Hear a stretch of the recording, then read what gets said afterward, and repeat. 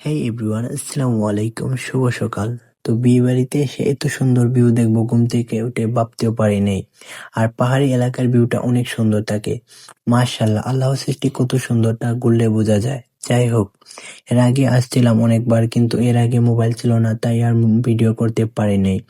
যাই হোক, আমরা বিয়ে বাড়ি থেকে 2টা টিলা উপরে ছিলাম। তো ওই জায়গা থেকে বিয়ে বাড়িতে আবার আসলাম, এসে দাঁত মাজন দিয়ে কাজটা সেরে নিলাম। যেহেতু আমরা ব্রাশ আনি নাই, তাই দাঁতের মাজন দিয়ে মুখটা ধুয়ে নিলাম।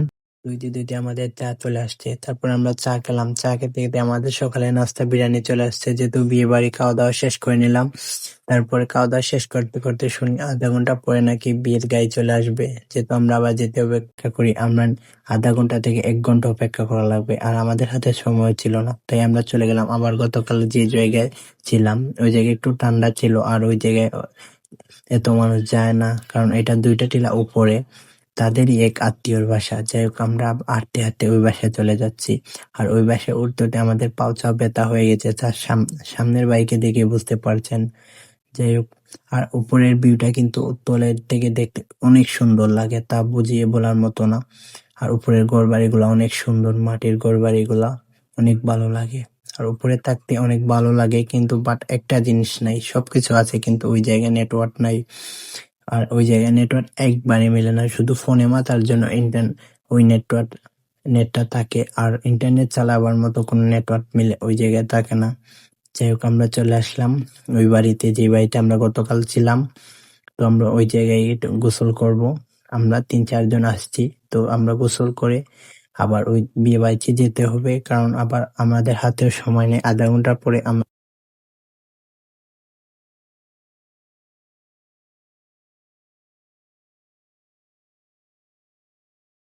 যাই হোক, আমরা প্রথমে আসার পরে আমাদেরকে চা দিছে, যেহেতু আমরা মেহমান আসছি, গতকাল রাতেও থাকছি ওই জায়গায়। আর সিলেটি আপ্যায়ন মানুষদেরকে একটু বেশি করে, মেহমানদেরকে আপ্যায়ন একটু বেশি করে। যাই হোক, তারপরে আমরা আবার চলে আসলাম বিয়ে বাড়িতে। এসে সবাই দেখি বের হয়ে যাচ্ছে, আমরা তাদের সাথে বের হলাম।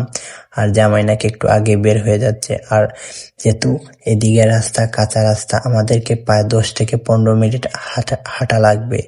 আমরা হেঁটে একটা বাজারে যাওয়ার পরে ওই জায়গায় গাড়ি রাখা আছে, আমরা ওই জায়গা থেকে গাড়ি দিয়ে যাব।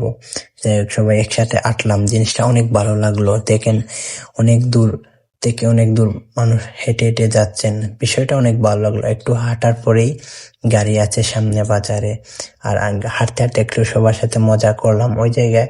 ভাই, বাদার, মামা, সব এই ফ্রি মাইন্ডেড সবার পোস্ট নিলাম, ফানি পোস্ট। দেখেন তাদের ফানি পোস্ট গুলার সাথে আমার একটা ফানি পোস্ট নিলাম।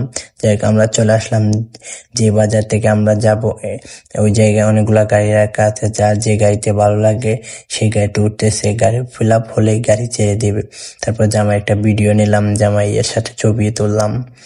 যাই হোক, তারপরে আমরা এখন বের হয়ে যাব। আর বিয়ে বাড়িতে গিয়ে কি কি করলাম সবকিছু নেক্সট ভিডিওর মাঝে শেয়ার করব। তারপর আমরা কুলাউড়ায় স্কুলের সামনে চলে আসলাম। তারপরে কুলাউড়া যে বাইরের ব্রিজ ওইটাও বের হলাম। তারপর কুলাউড়া গ্যাস পাম্পের ধারে চলে আসলাম। আর এগুলা ভিউ গুলা অনেক সুন্দর ছিল, কারণ এই দিনকে অনেক গরম ছিল, আর রোদে ভিউ এমনি অনেক সুন্দর আসে। যাই হোক, আমরা দেখতে দেখতে চলে আসলাম কনের বাড়িতে। কনের বাড়ি বলতে কনের বিয়ে সেন্টারে, তারা সেন্টারে করছে, তাই আমরা সেন্টারে চলে আসলাম। আর এসে আমার দুলাভাইয়ের সাথে একটু কুলাকুলি করে নিলাম। আর আমরা চলে আসছি সেন্টারে। তো সেন্টারে এসে গেটের মাঝে অনেক মজা করলাম, যা নেক্সট ভিডিও দেখলে বুঝতে পারবেন। আশা করি আপনারা নেক্সট ভিডিও দেখবেন। সবাই ভালো থাকেন, আল্লাহ হাফেজ।